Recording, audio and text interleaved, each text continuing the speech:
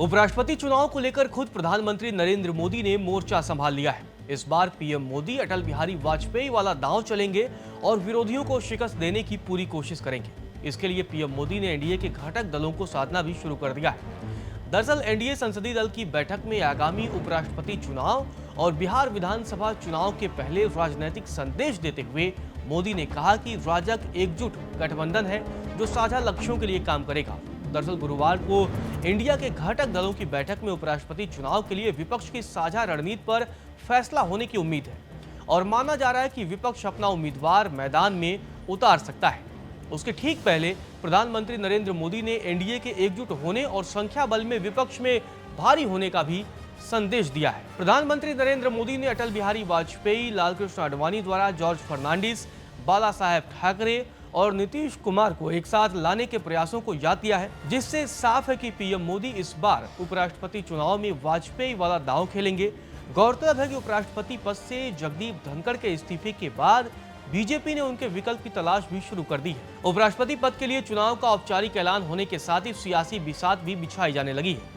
लोकसभा में नेता प्रतिपक्ष राहुल गांधी डिनर डिप्लोमेसी के जरिए उपराष्ट्रपति के लिए विपक्ष को एकजुट करने की कोशिश कर रहे हैं, तो बीजेपी ने भी उपराष्ट्रपति चुनाव के लिए अपनी सियासी कवायद शुरू कर दी है। चुनाव आयोग ने उपराष्ट्रपति चुनाव के लिए 9 सितंबर को मतदान का ऐलान किया है। इसके साथ ही नामांकन प्रक्रिया की शुरुआत भी 7 अगस्त से हो रही है। बीजेपी की अगुवाई में एनडीए उम्मीदवार की तलाश में जुट चुकी है। केंद्रीय गृह मंत्री अमित शाह की अगुवाई में सोमवार को बीजेपी के वरिष्ठ नेताओं की एक अहम बैठक भी हुई है, जिसमें उपराष्ट्रपति पद के चुनाव को लेकर मंथन किया गया है। इसके अलावा जगदीप धनखड़ जैसी बड़ी जीत के लिए गैर एनडीए दलों को समर्थन जुटाने का भी प्लान बनाया गया है। पार्टी के सामने उपराष्ट्रपति पद के लिए जगदीप धनखड़ का विकल्प ढूंढने के साथ साथ 2022 की तरह बड़ी जीत हासिल करने की चुनौती है।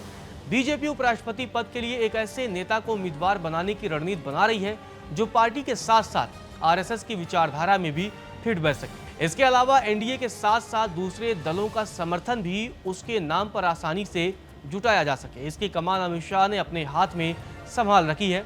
बीजेपी ने उपराष्ट्रपति चुनाव की सियासी हलचल को देखते हुए अपनी तैयारी भी शुरू कर दी है। इकोनॉमिक टाइम्स के मुताबिक अमित शाह के कार्यालय में सोमवार को एक बैठक हुई है, जिसमें बीजेपी के अध्यक्ष जेपी नड्डा, संगठन महासचिव बीएल संतोष, पार्टी के महासचिव विनोद तावड़े और सुनील बंसल जैसे नेता शामिल हुए थे।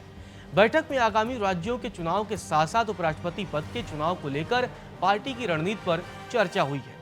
बीजेपी नेतृत्व ने तय किया है कि उपराष्ट्रपति पद के लिए वोटिंग के लिए एनडीए सांसदों के लिए एक ट्रेनिंग सत्र का आयोजन भी किया जाएगा, जिसमें उन्हें मतदान प्रक्रिया और बैलेट पेपर के प्रारूप से अवगत कराया जाएगा।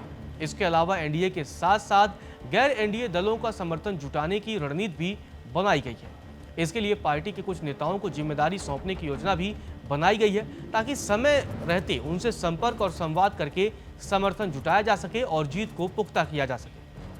बीजेपी की कोशिश है कि जगदीप धनखड़ से बड़ी जीत हासिल की जा सके, इबारत लिखी जा सके। 2022 में उपराष्ट्रपति पद के चुनाव में एनडीए के उम्मीदवार जगदीप धनखड़ थे, तो विपक्ष की तरफ से कांग्रेस नेता मार्गरेट अल्वा उम्मीदवार थे। धनखड़ ने मार्गरेट अल्वा को भारी मतों से हराया था।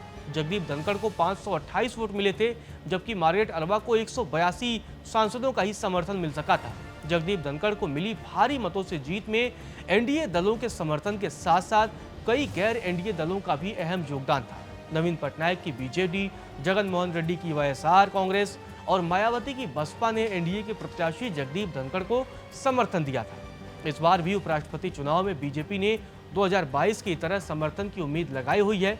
बीजेपी ने वाईएसआर कांग्रेस, बीआरएस और बीजेडी के नेताओं से संपर्क साधने का काम भी अपने नेताओं को सौंप दिया है। विपक्षी इंडिया गठबंधन उपराष्ट्रपति चुनाव की तैयारी में भी जुट चुका है। आपको बता दें कि इसके लिए संयुक्त उम्मीदवार उतारने की योजना बनाई जा रही है। कांग्रेस के पूर्व अध्यक्ष और लोकसभा में नेता प्रतिपक्ष राहुल गांधी ने 7 अगस्त को विपक्षी इंडिया गठबंधन के नेताओं को अपने आवास पर दावत दी है, जिसमें माना जा रहा है कि उपराष्ट्रपति पद के लिए संयुक्त उम्मीदवार को लेकर फैसला लिया जाएगा। इस तरह कांग्रेस ने विपक्षी दलों की किलेबंदी अभी से शुरू कर दी है, ताकि 2022 की तरह किसी तरह की कोई गलती न हो।